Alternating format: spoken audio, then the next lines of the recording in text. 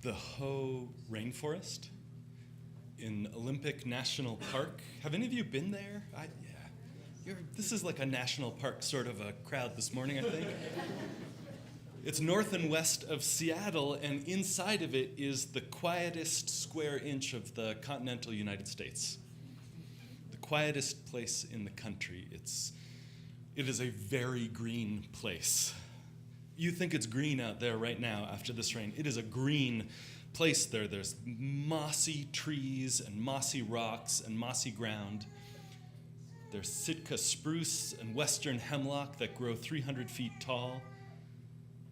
And they move in those slow circles as the wind pushes them. And there are massive feathery lichens and this rich brown soil of pine cones and needles and rotting leaves and bright fungus and enormous 9-inch long banana slugs.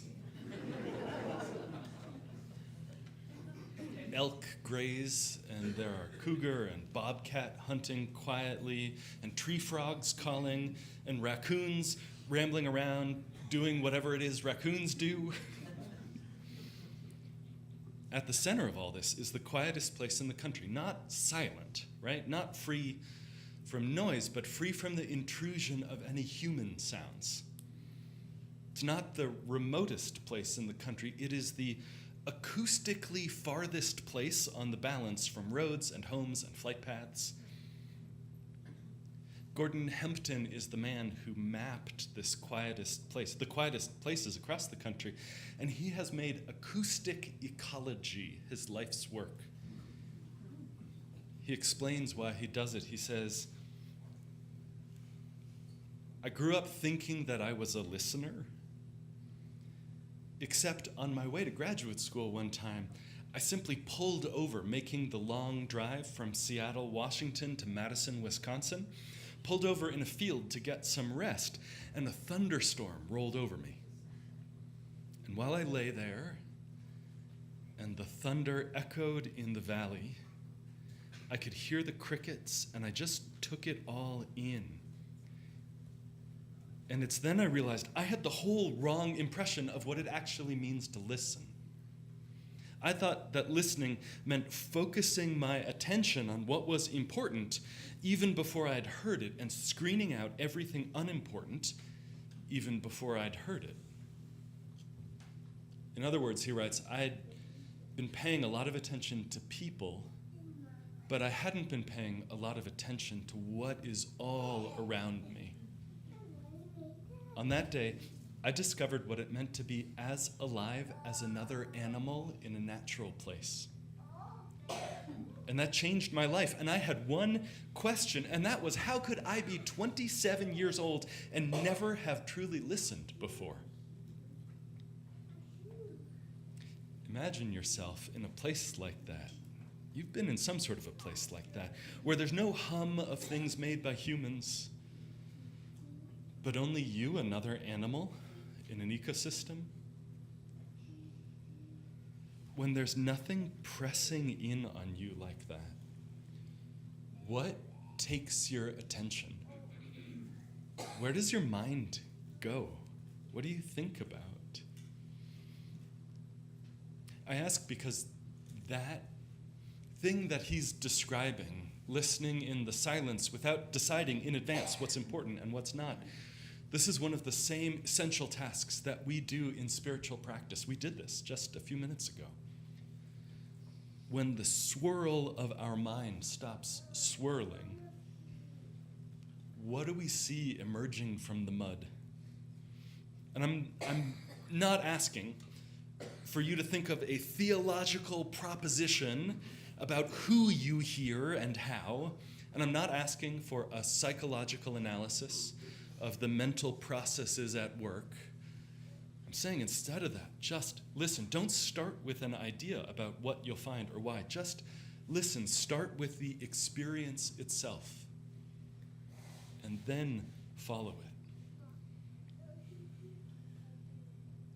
John Cage reminds that in silence, it's not a voice or a meaning that speaks to you clearly in those silent moments, that resting in the noise of the world, resting in the world as it is enough, is music in itself. Hempton, our acoustic ecologist, he says, silence is a big challenge for adults. It's a big challenge for adults when it comes to silence because we are so busy being someplace else that when we're in a silent place, there are no distractions. We finally get to meet ourselves, and that can be frightening. It's like, did you ever, as a child, maybe as an adult, find a dark closet scary enough that you had to close it and turn on all the lights in the room? And here, this is me now saying, no, turn the lights off, open the closet. See what's in there in yourself. But this is part of what I appreciate about spiritual practice done in community, because we can do this stuff. You can meditate and be in silence in your own. But sometimes in community, there's the support that whatever it is you meet in that silence, the self that is frightening, you don't have to do that alone. In many of the small groups that we have, in the Soul Matters sharing circles, I know in the men's group, I know in a lot of these small groups, there's a time set aside, or maybe the whole of the gathering, a time set aside to be heard into speech. A time set aside to just say what is inside of you, to be listened to without having the people around you offer you theories and generalities and advice of what to do with it. A time to speak your experience without having the people around you fix you or save you or set you straight. A time to speak your experience aloud, to be heard into speech so that you don't have to do it alone. It's less scary that way. And then on the other side of that spiritual practice of speaking is the practice of empathy, the work of identifying with another. The work, because it is effort sometimes. No matter how different their circumstances might be, the work of tending and paying attention. It's hard work, not fixing and saving and setting someone else straight. The work of deep listening, then, is not only about meeting someone else, it's about meeting ourselves. The listening in those spaces, in those circles, in this space, is paying attention to everything that happens in silence. The work of paying attention to life as it is, not as we want to create it. Unsurprisingly, maybe, the Quaker William Penn says that true silence is the rest of the mind. True silence is to the spirit what sleep is to the body, nourishment and refreshment. It's work, too, I think. I try to explain sometimes to newcomers, folks who may have arrived from another religious tradition, people who didn't grow up churched. And this whole thing we're doing of like sitting in rows silently listening to some dude talk is a little bit strange. I try to explain that the service itself, this thing that we're doing together right now, is practice. That getting something out of a Sunday service from first to last, it's a learned skill. Like nobody automatically gets something out of this, I don't think. Although, this is an aside to my aside, but I came back across this week a line from an old Unitarian preacher 100 years ago, and I do not know if he's joking or not. I think this is a joke, but it's too far past to tell. He says, perhaps the act of simply sitting in straight rows once a week is sufficient to make the difference between civilization and barbarism.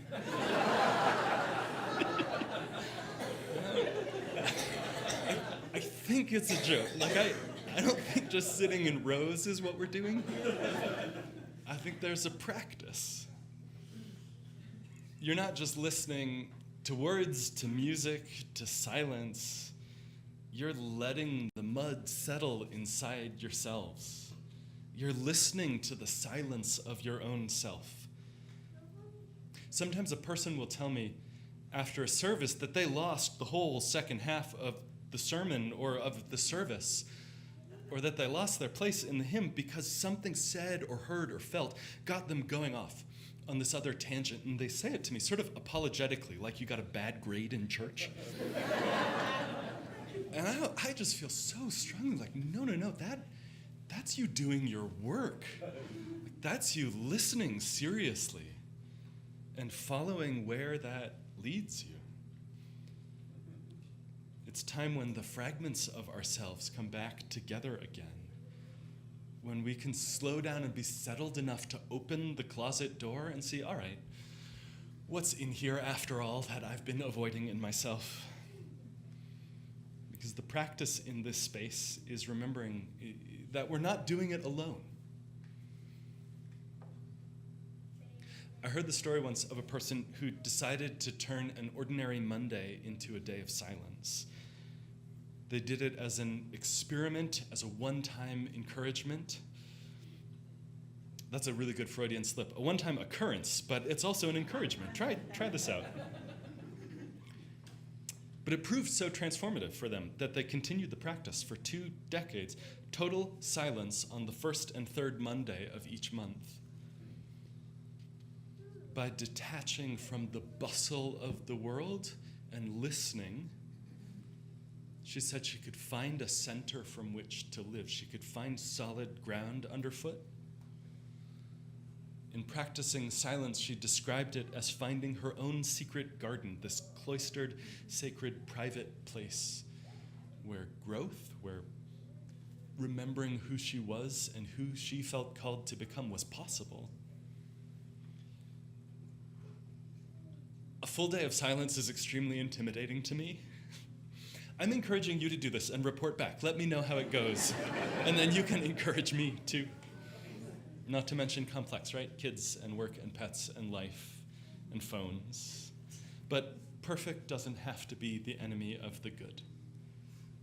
The secret gardens of silence in our lives, like any garden, they can be an acre or a window box.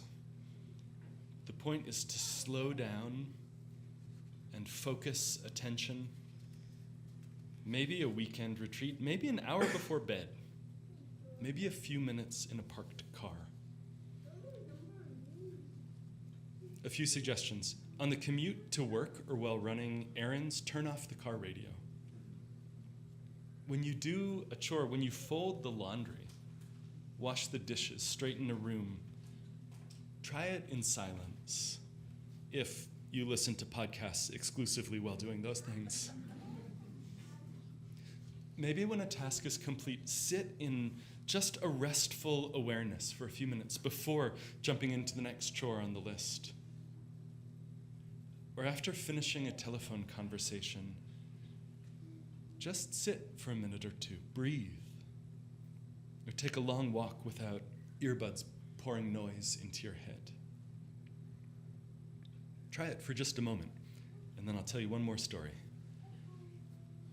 Close your eyes. Find a way that your body doesn't intrude too much into your awareness. And breathe. And listen to the world outside yourself and the world inside, too. And whatever comes in this moment, you're not alone in it.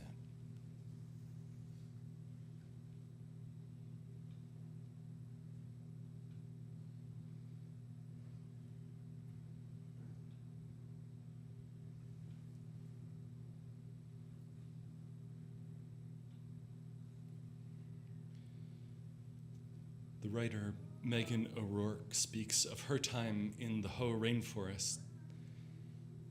She says this, reflects on it, this beautiful and uncomfortable gift of silence, where she finds her center once again. She says, if silence is so peaceful, why do so many of us choose to live in hectic, busy, noisy cities?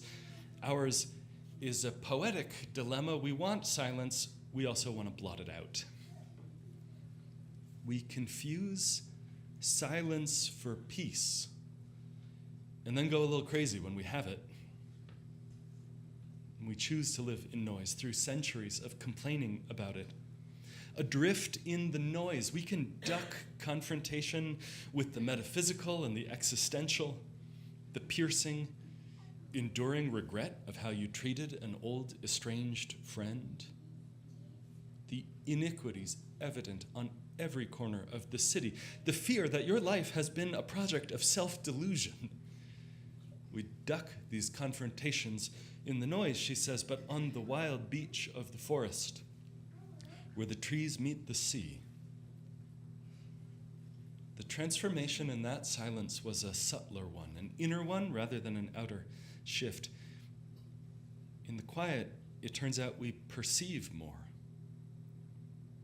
I noticed 2 fallen trees whose root systems were intertwined, so entangled it would be impossible to separate them without damaging them both.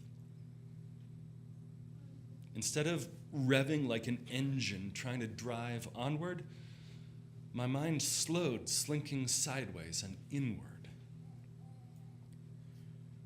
What announced themselves, she writes, in the existential silence of old rocks and an old ocean were memories. Memories, she says, of my mother who died almost 10 years ago. And the deep sorrow of her never knowing my son and all that he would lose by not knowing her. And these thoughts were like music. Rather than my having them, they were having me, and I climbed atop a pile of beach logs, enormous spruces 50 feet long, piled up like matchsticks by the roaring ocean, and let the driftwood warm my feet, and the silence pool in my ears. And that's our invitation too. Whether it's a day or a moment, to find that stillness, and when you find it, to let it pool in your ears.